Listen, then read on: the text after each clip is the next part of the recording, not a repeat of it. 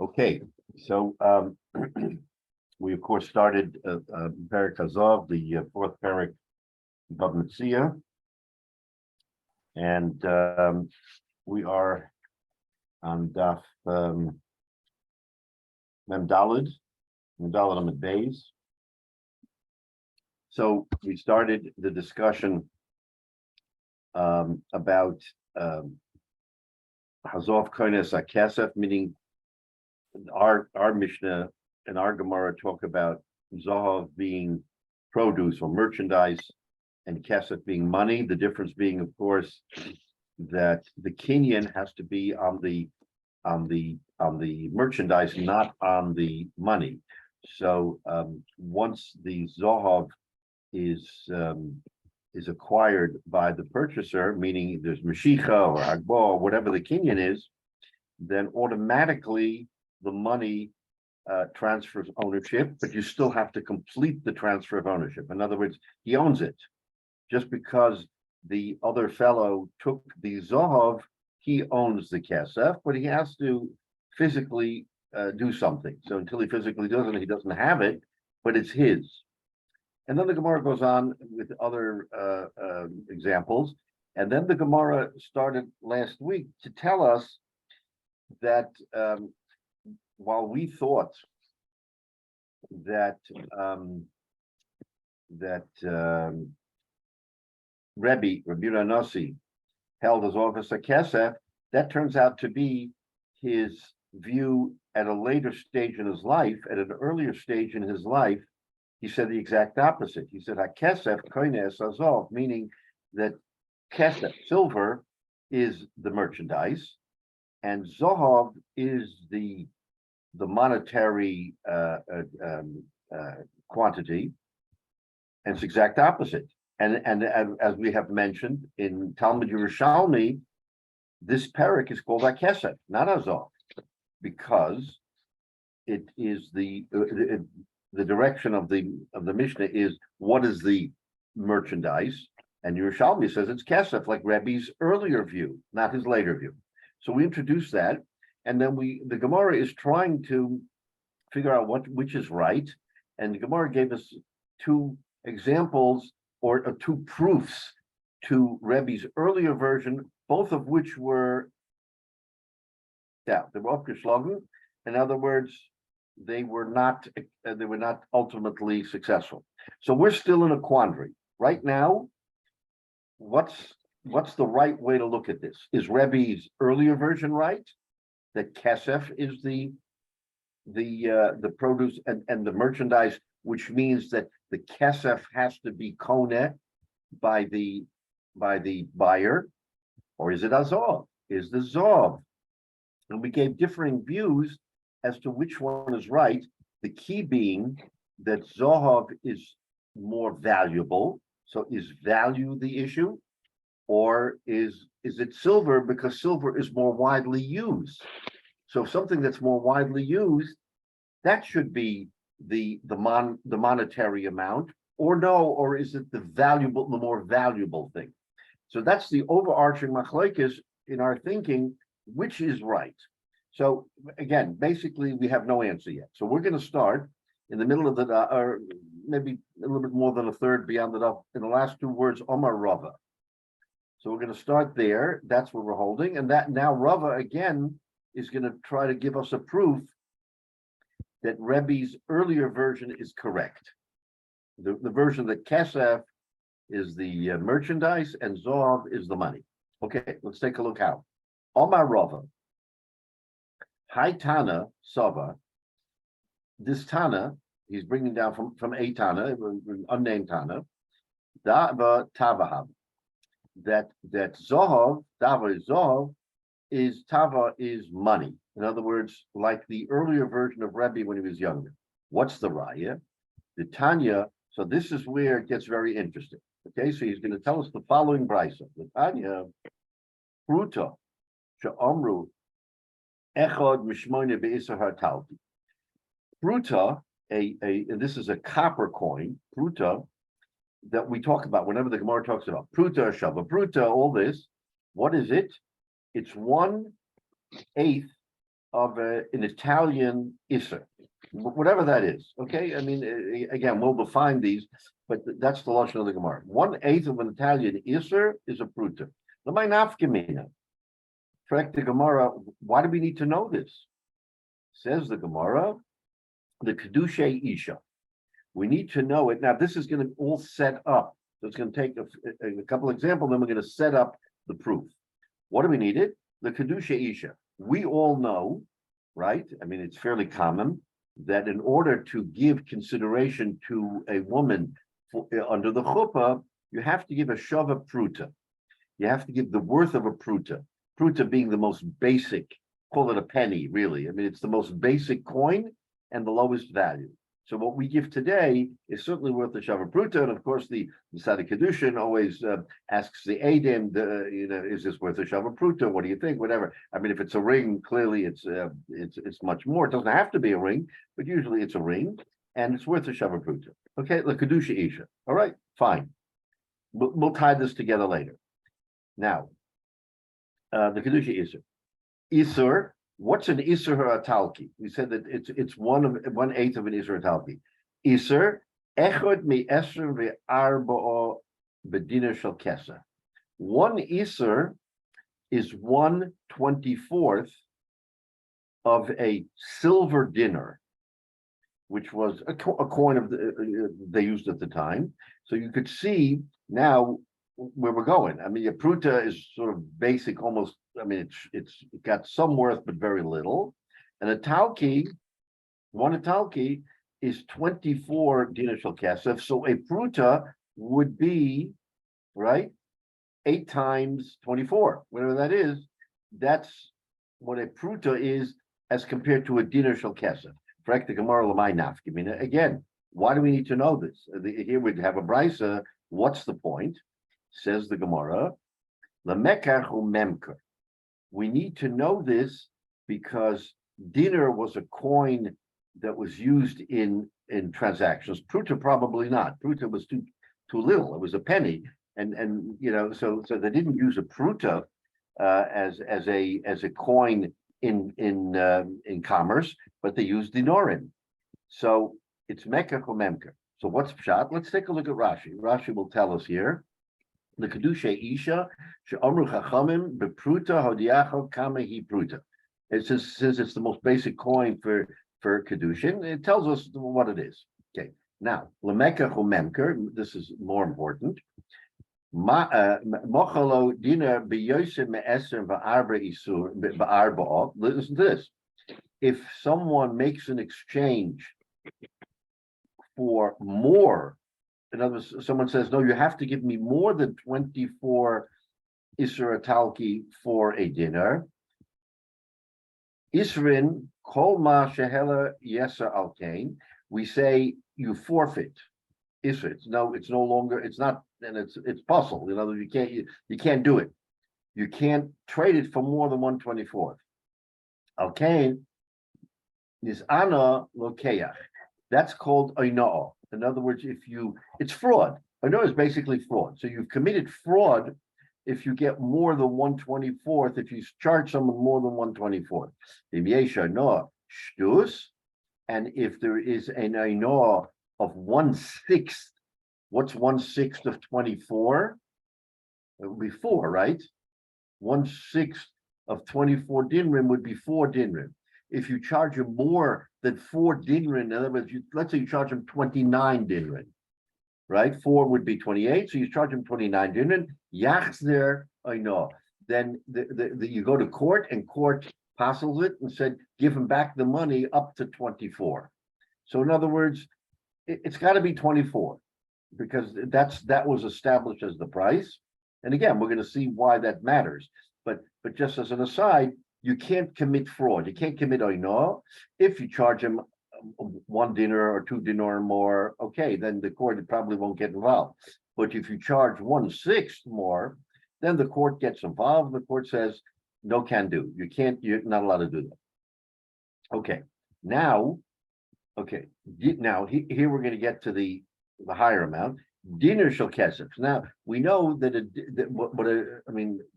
24 Isra Talki is 124. What's a dinner?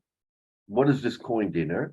Says the Gemara, dinner shall kesef echad mi esrim v'chamisha bedinner shall zohav.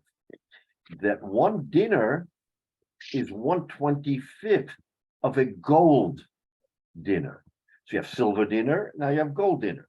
So a silver dinner is used in commerce, but the higher amount is a gold dinner. So there's 25 silver dinarim in a gold dinner. Again, Frank, the Gemara there in that Brisa l'may nafkamina. What's the point? And here Gemara says lepidyon haben, for pidyon haben. So here it gets interesting. Says Rashi, why? Shehu chamisha shekolim. This 25 dinrim of silver equals 5 shkolim. Now we get to what we understand in our language, because 5 shkolim is what you have to give the kohen for a pidyon haben. So if you have to give him 5 shkolim, that's the equivalent of okay, we'll see what it's equivalent of right away. Okay. The shekel d'oraisa, what is a shekel? Minatorah, husela. It's the equivalent of a sela. We've heard that term in the Gemara as well. V'hasela dalid dinrei kesef. A sela equals to 4 dinarim of kesef. So okay, so let's hold. We have to do a little complicated math here.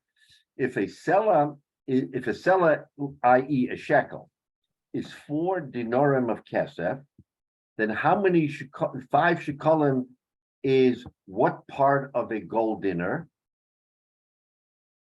80%. 4/5. 4/5, 80%, right? Because we said there's 25 dinrim, silver dinrim in a gold dinner, and 4 dinner equals a shekel. So 4 times 5 is 20, and 20 is 80% of a gold dinner. Okay, so now we have a complete picture. Now we're going to get to the point. The imnosaloi avi haben dinner zohov. So let's say in the pidyon haben, Yale, you only had gold dinar, not silver dinar. So you said to Rabbi Einemer, I'm presenting you with this gold dinner, but I'm giving you 5 shkolim. So what happens? Rabbi Einemer has to dig in his pocket and machzalei hakoyen chamisha dinare kesef.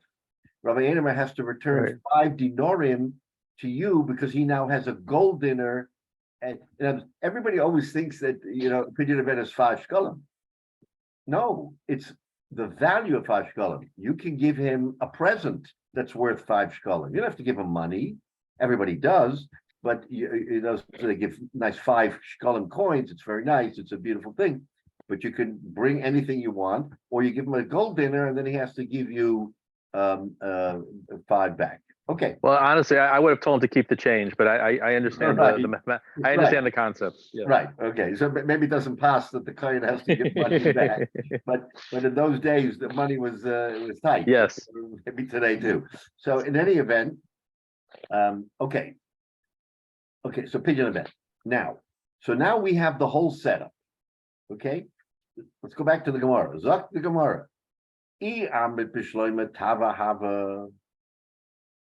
If you tell me that gold is tava, is money, then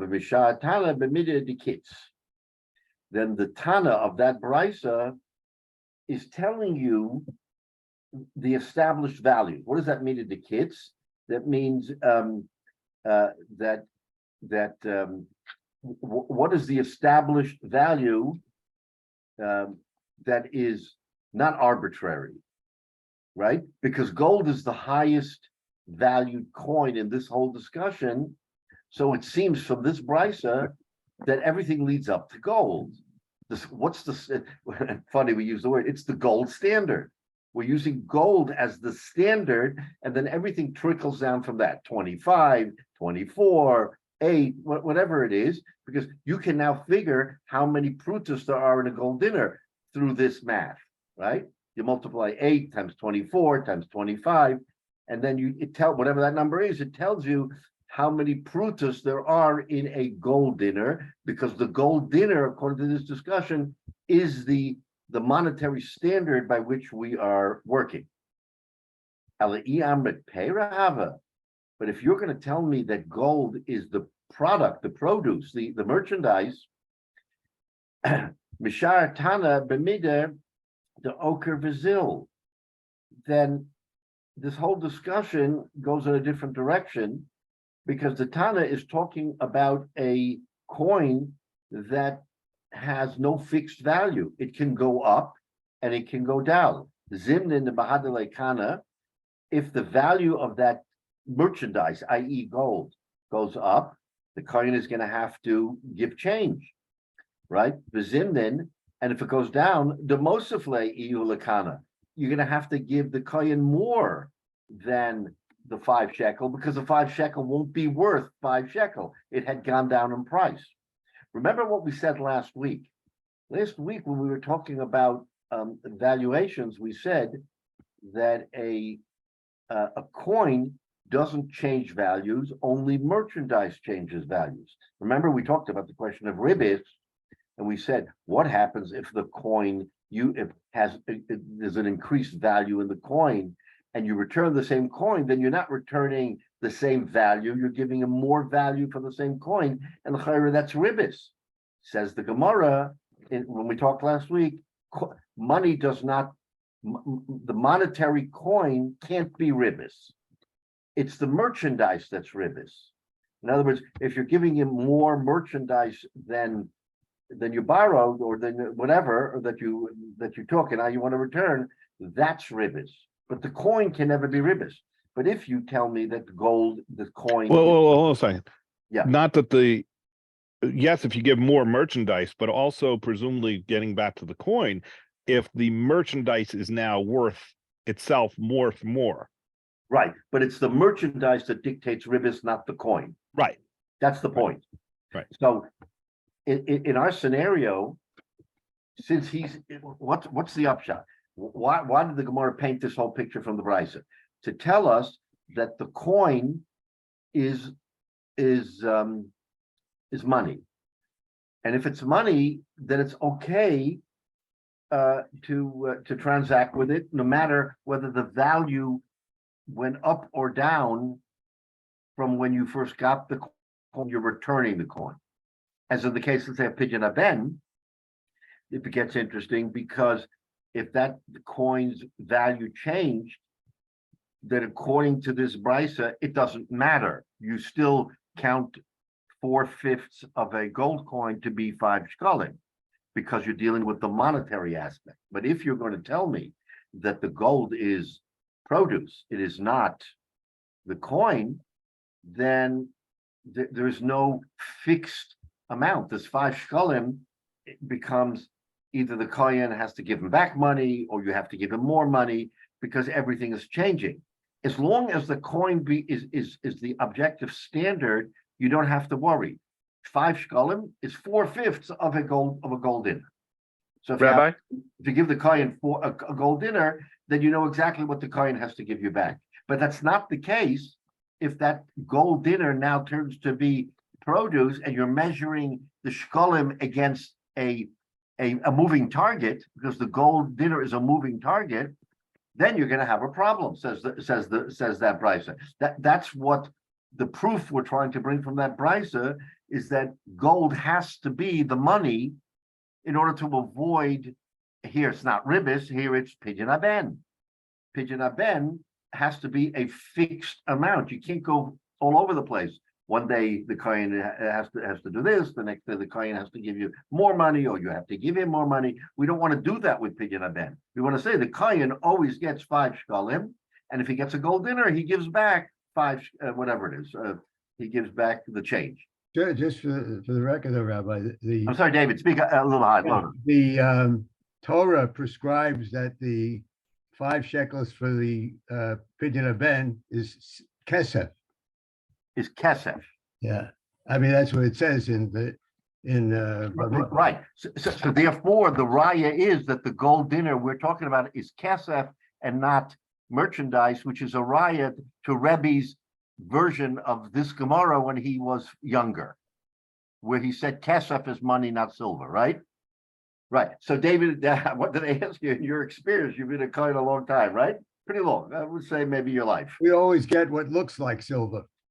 Right. Did you ever have a situation? No, I'm just asking, Stam, where you didn't get exactly 5 shkolim? Oh, always got 5 shkolim. Always got 5 shkolim. Okay, I was curious But because clearly from this Gemara, it would seem that maybe Kohanim didn't always get 5 shkolim. yeah, At but least what, hypothetically, they didn't get 5 shkolim. They got more, and therefore there had to be some exchange. And of Yeah. course, Yale is very generous in saying I'm giving him a tip, but maybe others didn't. Or did you ever get anything other than kesef for being a people always seem to know that they should give me 5 things that look like silver. Of course, the important thing is that once I moved to this neighborhood, my career was over and it was always Rabbi Inman's property. right? Right. He was very well versed in the halacha. Exactly. No, we have no question about that. So you had strong competition. But anyway, now we understand what this was leading up to. That if everything led up to gold being the monetary standard, then you have to conclude that gold is the money, and therefore it's hard and fast. So that's the raya. He wants to bring a raya from this brisa, like Rebbe's earlier version, that gold has to be money. That's the raya, right? Everybody's on board. Rabbi, can I ask a question to hopefully see if I'm on board or totally Yeah, off go base? ahead. So this proof is to show that the gold is the money. Right. It has to be the money. And has to be the money. And so for the Pidyon Ben, it's going to be 4/5. 4/5 of the gold coin. Always. That's the key. Always 4/5. Right. But if the price of silver has fluctuated, because so if it's supposed to be 25 silver dinar to a gold dinar, but the price of silver has fluctuated, so now it's, I don't know, 24 or 26. Does that change the amount of change that comes back? No, it's 4/5, but the 1/5 that's coming back, is the 1/5 coming back always going to be 5 silver dinar? Yeah, yes. Okay, even though the price of silver is fluctuating. Right. Because we're measuring it by the gold standard, so to speak, and the gold standard never changes. The gold standard, The gold standard, which is 25 silver. It's always dinar. 25 dinarim, regardless of what a dinar is worth. Okay. So the kohen in this situation is going to get his 5 shkolim, but his buying power for the 5 shkolim may change. His buying power may change, but we're not interested in his buying power. We're interested in what he gets vis-a-vis the standard. Vis-a-vis the standard, is always going to get 5 shkolim because the gold will not fluctuate. If the silver fluctuates, fine, the silver will fluctuate. That he has to deal with that.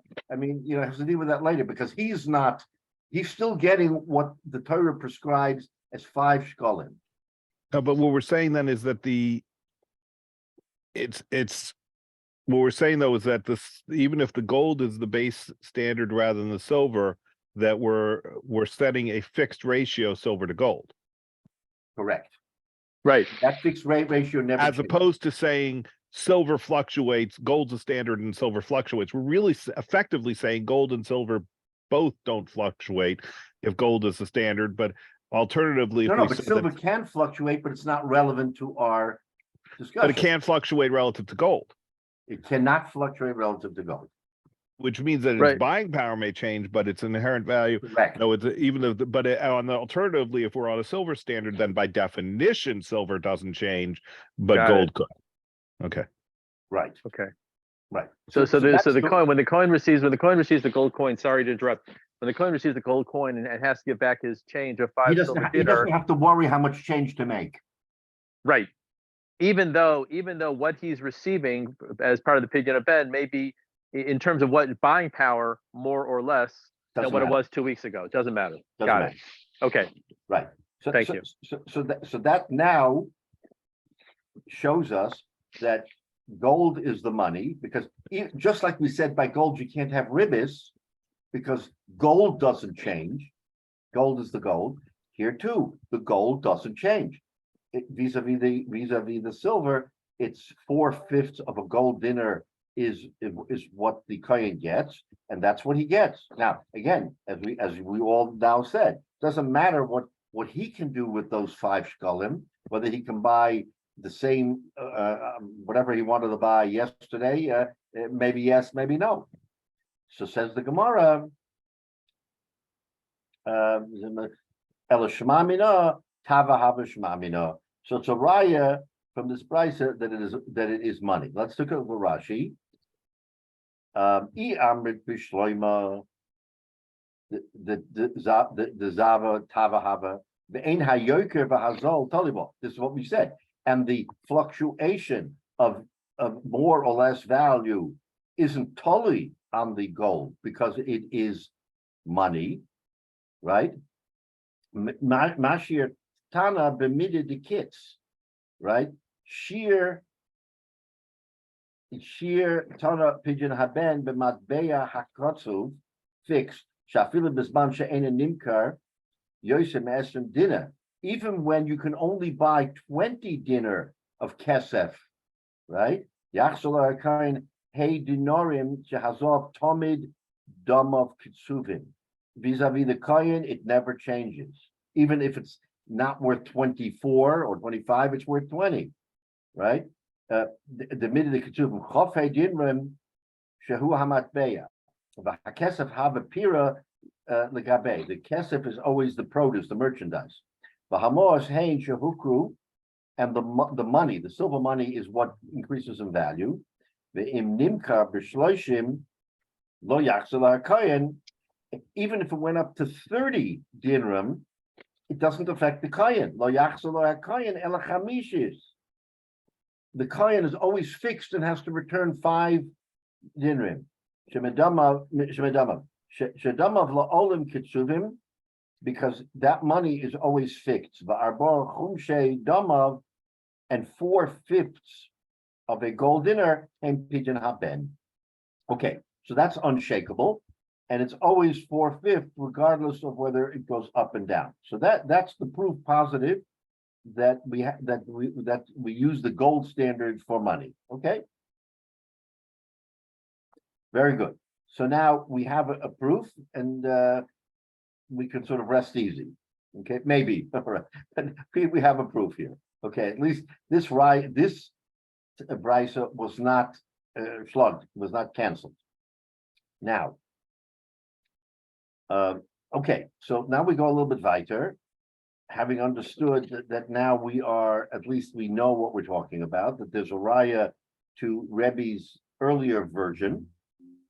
Now, notice that the Gemara, again, it's different between Talmud Bavli and Yerushalmi, but our Gemara doesn't really hold from that, but okay, so that was the proof that the Gemara wanted to bring, that's the right version. Okay, now Tanan Hossam. So now let's go a little bit further and see if that really holds water. Tanan Hossam, we learned in another Mishnah. This is a Mishnah in Masechet Maaseh Sheni.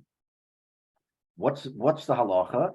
The halacha in Maaseh Sheni is that in that cycle of 7 years. So the 7th year, of course, is Shemitah, but in the interim years, the 3rd and the 6th year is Maaseh Oni, right? Maaseh Oni, and the first 2 and the 4th and the 5th is Maaseh Sheni. So what's the halacha Maaseh Sheni? Maaseh Sheni, since Israel is an agrarian society primarily, so people used to plant and bring the produce, and of course they had a rachrayas to come to Yerushalayim, and for many it was impossible to bring the food to Yerushalayim because it would spoil. So herein comes the question, what do? I can sell for money, right? And bring the money to Yerushalayim and then buy something in Yerushalayim, which I eat. So right away, you see where we're going here. So we need to transfer the produce into money. So now let's see what the Gemara tells us. Turns out it's a machlokes between Beis Shammai and Beis Hillel. The non Hossam, Beis Shammai omrim layasa adam saloim dinrei zahav. Listen to this. Beis Shammai says you cannot transfer the produce to golden dinorim. Beis Hillel matirin. So right away, what does that tell you? Okay, let's take a look. What does Rashi tell us? So Rashi says, Tanan Hosav Mishachtas Masa Sheni, Layasa Odem Sloim Din Rezov, says Beishamai. So listen to this. Mishiyesh lo Sloim Kesef Masa Sheni. If a person had silver Saloim of Masa Sheni, meaning he traded in for silver, Lo Yachlifam Bedin Rezoev Lahakel Hamasoi Me'alav. Okay, he's got a big farm. He got a lot of produce. The Masa Sheni is huge, and he transfers it and he sells it for silver. Now he's got this huge bag of silver to schlep to Yerushalayim, and he can't do it. It's too heavy. He says, you know what I'm going to do? I'm going to take that silver and buy it for gold, because I know I can transfer 25 silver for 1 dinar of gold, and it'll be much more manageable for me to have a purse with gold dinarim to bring up to Yerushalayim instead of schlepping silver. Says Beis Shammai, Now, you tell me why Beis Shammai says you can't do it. Because Beis Shammai holds that silver is produce, and you're not allowed to Beis Shammai holds silver is money. Is money. He now has the money. You can't turn the money back into produce. The halacha is that you take produce and you transfer it to money, and you bring it to Yerushalayim. That's it. He wants to do another step and say, produce, money, produce. And I'm going to take the dinarim, which is, I'm going to take the dinarim up to Yerushalayim. Says Beis Shammai, you can't do that. Beis Hillel holds mutarin. Why does he say mutarin? Because, so let's go back to Rashi. Le'asam Sloim Din Rezov, Mish Yesh Lo Sloim Kesef, Master Shen Lo Yachlifim Bedin Rezov Lahakam. Tava Apiria Lo Mechalin. Okay, money to food, to produce, you can't. So Mechalel is the lashon of taking the Maser Sheni and canceling it out. It's kedusha from chilul, from making it mundane. So in other words, you're allowed to do Mechalel in order to go to Yerushalayim. So he's saying, tiva, money into food, you can't be Mechalel. The Rachmana Amar B'tzata HaKesef. It's a one-way proposition. You take the food, you transfer it to money, you bring it to Yerushalayim, you take the money and buy more food. But you can't do another step and say, you know what? I've got all this kesef, I'm going to turn it into zav, which means I'm turning it back into food. That you can't do until you come to Yerushalayim. You can't do it to ease your burden. So that's the machlokes between Beis Shammai and Beis Hillel. Beis Shammai holds like what?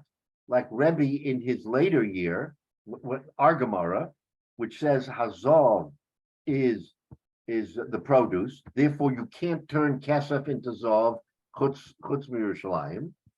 And Beis Hillel holds like the earlier version of Rebbe that kesef is the monetary amount, and if kesef, that zav is the monetary amount, and if zav is the monetary amount, then you can turn kesef into zav, because what you're doing is you're taking the equivalent of produce, kesef, and you're buying money, and that you're allowed to do.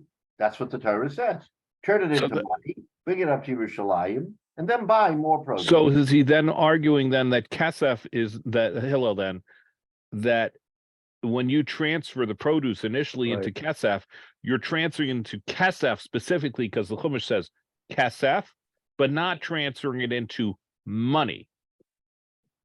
No, but kesef, according to that version, kesef is money. No, I thought he said that Zav's money. Say it again. Yeah. Beis I have the same question, but Beis Shammai says kesef is money. Who are you talking about? Right, Hillel. Beis Hillel. Beis Shammai says kesef is money, zav is not. Therefore, you take your produce, you turn it into kesef. You can't turn it into zav. Correct. Hillel says Zahav is money. So my question is he saying, but everybody agrees you can turn the produce into kesef. So is he saying, A, you can turn it into kesef, you can turn kesef into zahav, and really you could... Stop a second, Menashe. When you're turning into kesef, you're just exchanging one produce for another produce. So that's not okay. So that answers my question. So what he's saying then is that when you turn produce into kesef, you're not turning produce into money, you're turning it into a specific other tangible good. Right. That you can't turn it into any other tangible good, but you can turn it into kesef because the Chumash talks about kesef. Correct. But then you can the Chumash is talking about kesef as a specific tangible good that has a special meaning, but not as money. Right, but that's why you're allowed to then take kesef and turn it into zav, according to Beis Hillel, because what you're doing is turning it into money, which the Torah says is permissible. Right? All you did was an interim step of exchanging the produce for kesef, which is other produce, but the Torah says kesef, like you said. Then you can take the kesef and turn it into zav, because the Torah allows you to bring money up to Yerushalayim. Whereas Beis Shammai says you can't do that. As opposed to the other way of looking at it, which would be from our modern standpoint of looking at a fixed exchange rate of silver and gold, and that therefore silver and gold are really both money. Well, nobody is saying here that they're both money. Right. Rabbi Grauman, I had a similar question to Menashe, but again, just to be clear, so you cannot do like a like kind exchange. I can't take my miser and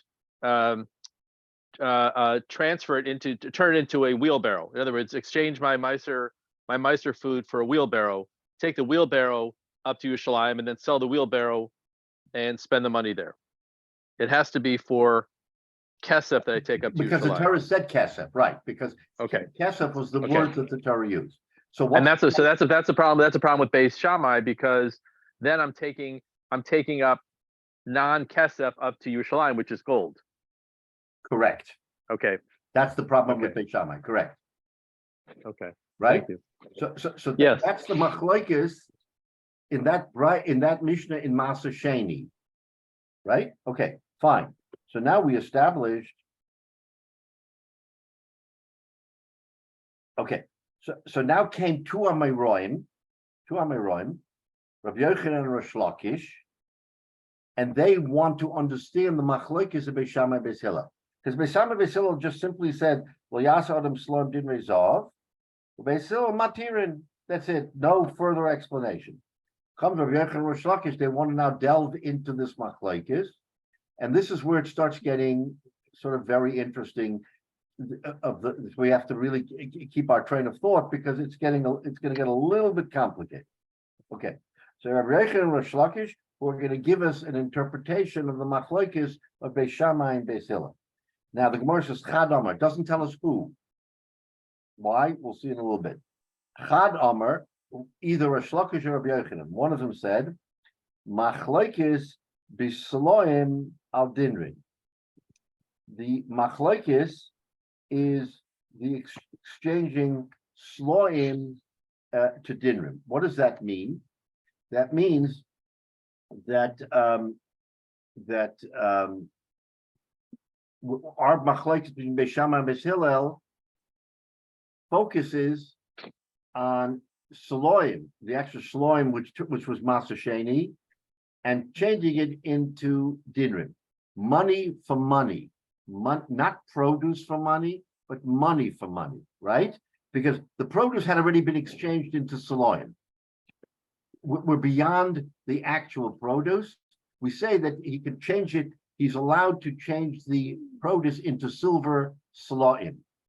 Now he wants to, again, we're talking about Kedushas Masa Sheni. He wants to take these silver saloim because he's got a bushel full and he can't carry it. So he wants to trade it up for gold to make it easier to transfer to Yerushalayim. And we know how much, right? We know that he can take 24 silver saloim and 24 silver saloim into one gold dinner. Okay. Now So Chad Amar, one of the two of Amaroim says Machlokes B'Sloim Al Dinrin. What's the Machlokes? Beis Shammai Silver Kaspa, silver Tava is money, the Dava Piria, and gold is the merchandise. The Tava Apiria Lo Mechalmin. And you can't exchange money for produce to bring to Yerushalayim, which is what we said before. So Beis Shammai is pretty straightforward. Okay, I've got these dinrim that I exchanged for the produce, which I'm allowed to do. Now I can't make a second exchange because I'm going to downgrade it from money back into produce, and that I'm not allowed to do, according to Beis Shammai. Once I have the money, that's what I have to bring to Yerushalayim. So Beis Shammai says the trade ends with exchanging the produce for the silver dinrim. Beis Hillel Sover, Beis Hillel holds kasva piria, that silver is merchandise, the dava tavo, and gold is money. Upiria tavo mechalin. You're allowed to be mechalel, meaning remove the kedusha of the merchandise, i.e. the silver, by exchanging it for gold. Right? So that's the machlokes of Beis Shammai and Beis Hillel, according to this, whoever, Rabbi Yochanan or Shlokish. Right now won't matter. Later we'll see. But so whoever this Amora is saying that's the machlokes, which is what we've been saying all along. It's quite straightforward. What's the point? Now the Gemara wants to ask Avo Peiros al Dinrin. What happens if you want to change not silver, not money for money, but Peiros, actual fruit, the fruit that you harvested from your field? If you want to change a Peiros al Dinrin, divrei hakol mechalin. If you want to exchange Peiros for dinarin, then everybody is on board. Everybody says you can do that. You can do that. My Tama, why can you do it? Midadava akesef lebeis Hillel, because the dinrin are considered kesef, money, according to Beis Hillel, and midadava akesef lebeis Hillel. Now, here, listen to this. Kesef lebeis Hillel, it's treated as kesef to Beis Hillel, even though what does Beis Hillel say? That silver is merchandise, right? Haven't we been saying all along in this machlokes, Beis Hillel says kesef is merchandise, but when you trade it for actual food, it's money. All of a sudden, it changes you change the approach to kesef when you're dealing with merchandise instead of other money. You see how we're flipping here? Rabbi, can I ask a clarification? Because Sure. I may have missed something. Sure. Isn't it distilled down to that Beis Shammai says kesef is money and Beis Hillel says gold is money? Correct. That's the stark machlokes.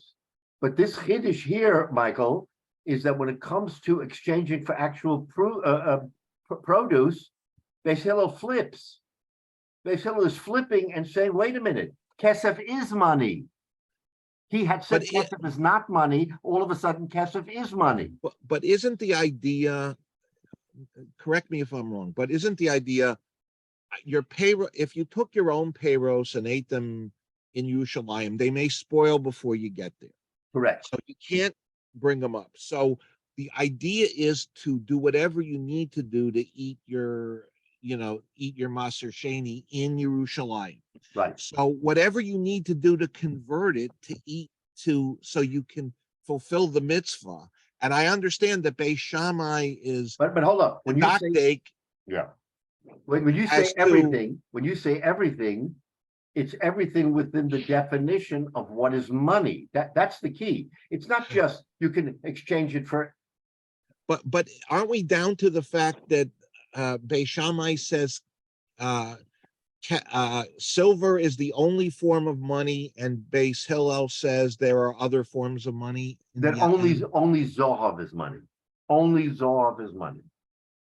but they're much more, I mean, you're converting it multiple times. What Beis Shammai is concerned about is you can only convert it once. Right, And they're being very medactic about because the that. Torah says that. The Torah says you can only convert Right, it because the once. Torah says that. I'm not saying that they came up by this by themselves, but from Beis Hillel's perspective, money, while Zahav is true money, they can take iterations to get to Zahav to get there. So, but Beis Shammai doesn't consider Zahav money. Correct. That's why you can't transfer the kesef that you already got for your produce, which is now weighing you down. You can't now transfer it into money to make your. But Beis Shammai would allow you to sell your produce for Zahav and then take the Zahav. Well, but according to Beis Shammai, selling it for Zahav is trading produce for produce.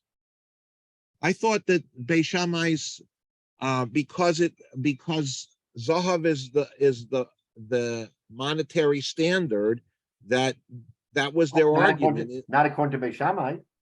According to Beis Shammai, the monetary standard is kesef, not Zahav. So that is the essence of the machlokus. What is the standard? Correct. Absolutely correct. But just now, the Gemara is going to introduce and says, Perus al dinorin divra hakol machalin. Everybody agrees when you're not exchanging money for money, but you're exchanging produce, actual hard produce, for money, that you can do for kesef, you can do that. And that is different. So, but according to Beis Shammai, that's fine. But according to Beis Hillel, who kept arguing that kesef is not money, it's produce, this circumstance of trading produce for kesef is an exception to his view that kesef is never money.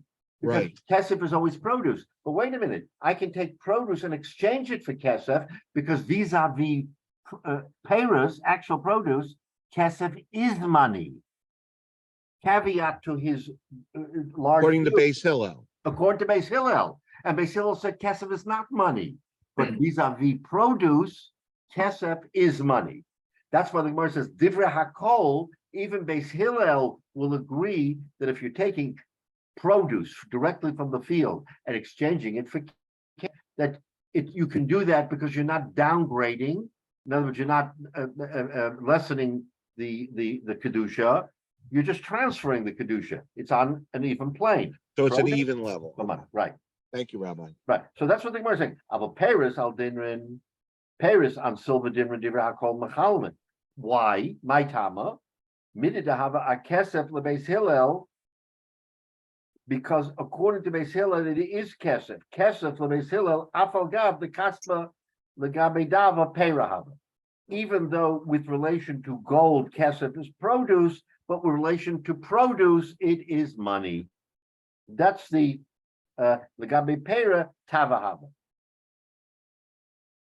Right. So that means you can exchange peros for silver, but not for gold. Well, no. Gold you can exchange because gold, according to Beis Hillel, always is money. The chiddush is that you can exchange it for silver, which he had said heretofore is not money, but vis-a-vis the actual produce, the payros, whatever you're harvesting from the field, it is money. It's not money if you want to trade money for money, but it is money if you want to trade produce for money. So that's the exception in Beis Hillel's view that kesef is never money. It is money only when you want to trade produce for it. That's the chiddush here. The chiddush is that if you wanted to give him take that kesef and now trade it, in other words, you want to retrade, you can't retrade. So you can take it to Jerusalem and buy more produce there. And eat it in Yerushalayim. Okay. Exactly right. So that's the chiddush here. everybody is Machalel, my Tama, Midhava Kesef Lebeis Hillel. It's considered Kesef Lebeis Hillel. Kesef Lebeis Hillel, it's Kesef, Afalgav the Kaspa, the Gabi Dava Perahi. Even though, like we just said, by definition, Kesef is merchandise vis-a-vis gold, but the Gabi Pera, but when you're dealing with produce, Kaspa, it's Kaspa, it's money. A Perahava, it's considered, but the Gabi Kaspa Perahava, the Gabi Pira Tavahava. So he flip-flops. So according to this Manda Omar, either Rish Lakish or Rabbi Yochanan, the Machlokes clearly is only money for money, but when it comes to produce for money, then Beis Hillel changes his definition and says kesef is money. Okay, fine. I mean, we can accept it. Let's look at Rashi.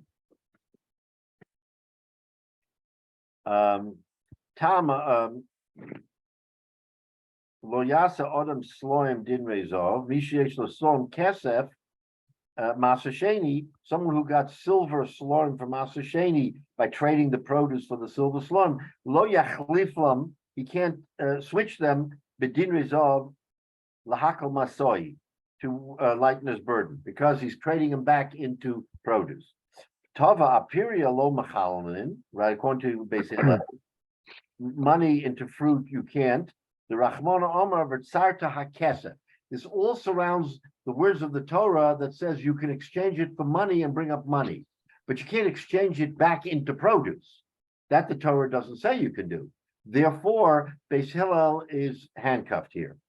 Abel Peirus, but actual fruit, Rishonin, the actual fruit of Maser Sheni, Divrei Hakol Machalinin, Al Dinrei Zohov.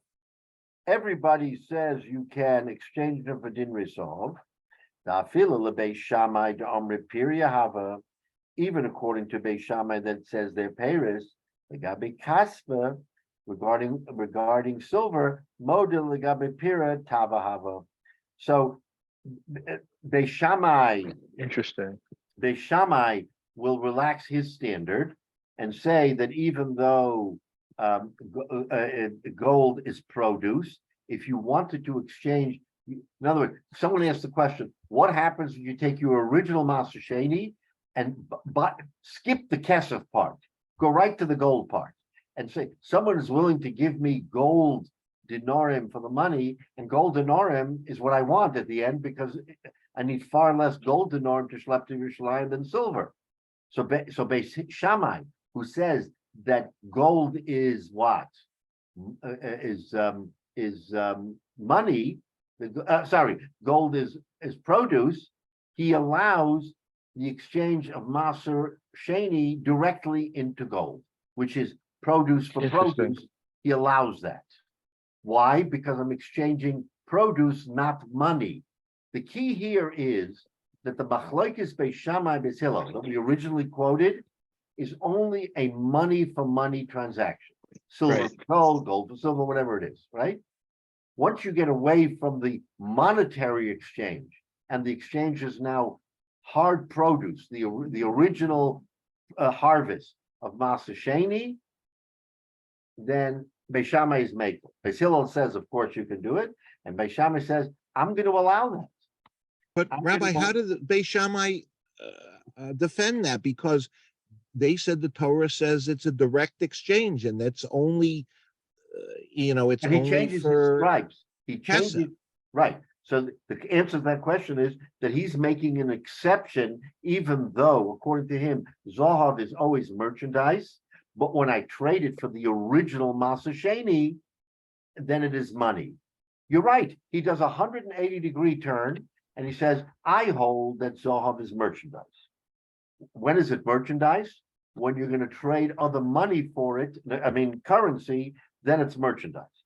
But if you're going to trade merchandise, not money, merchandise, then I'm going to say Zohav is money. but it Right, so- go ahead. dilutes what the Torah says. It's not a No, direct. The Torah says I can bring money up to Yerushalayim, and Beis Shammai is saying that Zohav is money, because I traded produce for it, not other money. But their Right, right, original Go ahead. perspective is that that Kesef is money, Zohav is not money. Right, and he still sticks by that, but the caveat is, when is Kesef money? Kesef is money when I'm trading it for Zohar, but when I'm trading produce, apples, oranges, bananas, whatever you can harvest in Eretz Yisrael, whatever agriculture you can harvest, since it is the original harvest, I'm going to makel, says Beisham, I'm going to makel and say that Zohav, which is never money, is going to be money for this definition. I know it's hard to grasp. Michael, but Beisham makes that one exception that when you're trading for produce, to make it easy to go to Yerushalayim when it's a direct trade, not produce for silver for gold, but produce directly to gold, I'm going to allow that because the Torah says kesef, and I'm going to define Zohav as money for that purpose. Okay, right. I mean, it goes against Beis Shammai's view, but that's how we hold. Yeah, go ahead.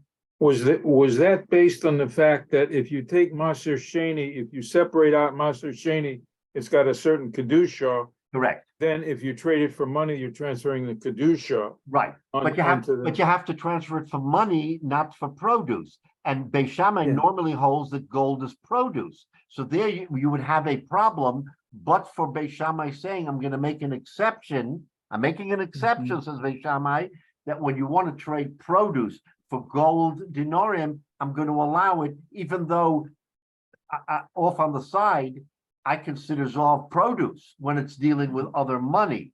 But when it's dealing with hard fruit, with actual food, says Beis Shammai, I'm going to treat it like money. And Rabbi, I'm sorry to interrupt. I'm not even sure if I see it as much of an exception. In other words, when it comes to Beis Shammai looking at gold, think of it this way: arbitrarily, just objectively, is gold money or is it not? Beis Shammai says no, it's not money; it's produce. That's an objective standard. Beis Hillel says it's money. Beis Shammai says it's not money. Now Beis Shammai has to change his interpretation and say, but vis-a-vis fruit, Zohav is money. Right, but you're using the word objective. I think Beis Shammai, I think it's subjective. In other words, it's a question of what are you comparing gold to? If you're comparing gold to silver, then gold is produce. But if you're dealing with actual produce, then as far as he's concerned, gold, silver, it's all money. That's what I'm saying. It's more subjective than objective. It's that's the ending. Saying subjective, but the point is that's the exception Beis Shammai is willing to make. I know, Michael, you're troubled by it because Beis Shammai has made a proclamation that Zohav is not money. Right. But and the other thing is they won't allow the acceptance of trading, on the front end, they won't allow trading it for anything else. So if you trade, it's only gold that's the exception because of the fact that it's not money. Look at it a little bit differently. But not money in there. What Beis Shammai is saying, if you're going to do a triangle, you're going to go from produce to silver to gold. I won't allow that because produce to silver is already. But directly they'll allow it. Directly. But that makes no sense. No, but remember, what's the objective? The objective is to make it easy for a farmer to go to Yerushalayim and bring his Maser Sheni. That's the objective, not the money, the produce. We want to make it easy for the farmer. So if the farmer went ahead and transferred it for silver, then we say, fine, you did your transaction, now go to Yerushalayim. Says Beis Shammai, he's machmir. But if you were smart enough to take your produce and go right to the gold. Right, so you can't go from silver to gold, you can go to gold directly. That's it. Oh, okay. But that just... I know it's hard to, I know you're having trouble with that, but that's Beis Shammai's view. That's Beis Shammai's view. The basis of the problem really is that kesef has two meanings in Hebrew. If kesef means silver and kesef means money. Yeah, that's the problem. That's the problem. They didn't have the problem to begin with. And you're right, because kesef is right. If the Torah says kesef, and doesn't mean it means, but doesn't mean silver, it means money, right? So suppose it might have something to do with the fact that if you traded your produce for kesef one day and the exchange rate changes the next day when you want to exchange it for gold. So what exactly, how do you evaluate it? In other words, right. there's a change in exchange rate. And by the way, that's why we paskin like Beis Hillel, because Beis Hillel is making it easy for the farmer to bring Maaser Sheni. Beis Shammai is making it hard for the farmer. Beis Hillel is making it easy for the farmer. Or in other words, Beis Shammai is saying, be very careful when you do your exchange because you can't double dip. You can make your exchange directly to silver. You can make your exchange directly to gold, but you can't make your exchange to silver and then to gold. So Beis Shammai is being machmir, which is right. That's how we know Beis Shammai. Beis Shammai is more chumrah, except when Mashiach comes. But Beis Hillel is user friendly, and Beis Hillel says, no. I'm going to allow you to do direct, and I'm going to allow you to do not direct. So Beis Hillel is more flexible, and that's what Rabbi, would Beis Shammai allow a direct exchange of the produce, saying, I'll trade you my produce where I am for produce in Yerushalayim, and you can have my produce down here, and I'll take yours as a direct exchange to be able to eat Maaser Sheni in you're talking about where he finds someone in Yerushalayim, yes, who is an actual farmer in Yerushalayim, yes, and yes. says so. L'chara, the answer is yes. L'chara, the answer is yes. In other words, what you're saying is, let's skip the monetary part of this, right, and let's just do a direct exchange. And the reason why, even though the Gemara doesn't talk about it, why that makes sense is because we're looking at the objective. The objective is for that farmer to be able to eat Maaser Sheni in Yerushalayim.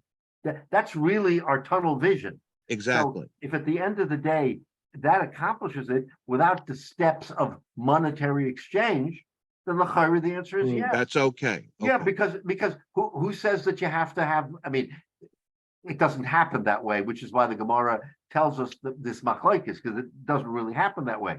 But if there is a circumstance where someone can do an even exchange, and so when I get to Yerushalayim, you're going to give me X amount of fruit or whatever it is that I can eat in Yerushalayim, sure, why not? Why shouldn't you be able to do it? Well, because of all that you had to convert it to No, kesef. because that's the norm. The norm is that you sell it where you are. I mean, how does the farmer in Yerushalayim get to? I mean, in Tiberia get to the farmer in Yerushalayim? It's hard. So he Well, said because the Torah specifically says you can convert it to kesef. Doesn't say that you to make it easier on the farmer. But if easy means one for one, direct fruit for fruit, the Torah is not going to make it harder. Torah wants to make it easier. Rabbi, lahavdil, it's like a tax-free exchange. You know, Tax-free, theoretically, I have a piece exactly of right. property, you have a piece of property, we swap Yeah. it, but that never happens. I sell my property, we take the money, I use the money to buy your property. It's a practical. I think it's the way the Torah practically deals with how to get your produce to be eaten in Right. Yerushalayim. Right. What's in it for the farmer in Yerushalayim? What does he gain? well, he may get a higher, it might be a higher exchange. Yeah, He I might mean, get more produce. yeah. I mean, there may be reasons why he would want to do Right. it. Or maybe he wants to take a vacation in Tel Aviv, and this way he knows he can go down to Tel Aviv and all his food's taken care of. And he has all the food there because the farmer is going to leave the produce there and mechalal it for the other food. Right. Okay. Interesting. So we've now had a full discussion on this Amora. We don't know who it is, either Rabbi Yochanan or Rish Lakish. This Amora's interpretation of Beis Shammai and Beis Hillel. Okay, so we're going to stop here because now the Gemara, about 10 lines, 8 up on the bottom, is going to say V'chad Omer. So now we're gonna go into a whole other discussion about the other Amora's view of the Machlokes Beis Shammai Beis Hillel, which is different from the view that we just had now, right? So I think this is maybe we could go weiter. We'll take but if you want to go weiter, save. If not, we'll stop here because now we fully understand. Even though Michael, you have difficulty, and I agree that these are. I mean, it's just Beis Shammai's view that I'm gonna stick to my view when it comes to money, but when it comes to produce to money, I'm gonna be a little bit more makel because I want to allow someone to go to Yerushalayim. But don't play games and do a double transfer on me. That I won't allow. Beis Hillel says no problem, but Beis Shammai is the one who is not. Okay, so that's the interpretation. So let's stop here, and then next week we're going to we'll quickly review this, but we'll go to the other Amora, and then the Gemara is going to start telling us who it is and trying to show us who it is from other Gemaras. So that's how we're going to get, going forward. We're not only going to understand the other Amora, but it's going to be revealed to us which Amora is which, and that this is how the Gemara unfolds. So okay. Ah.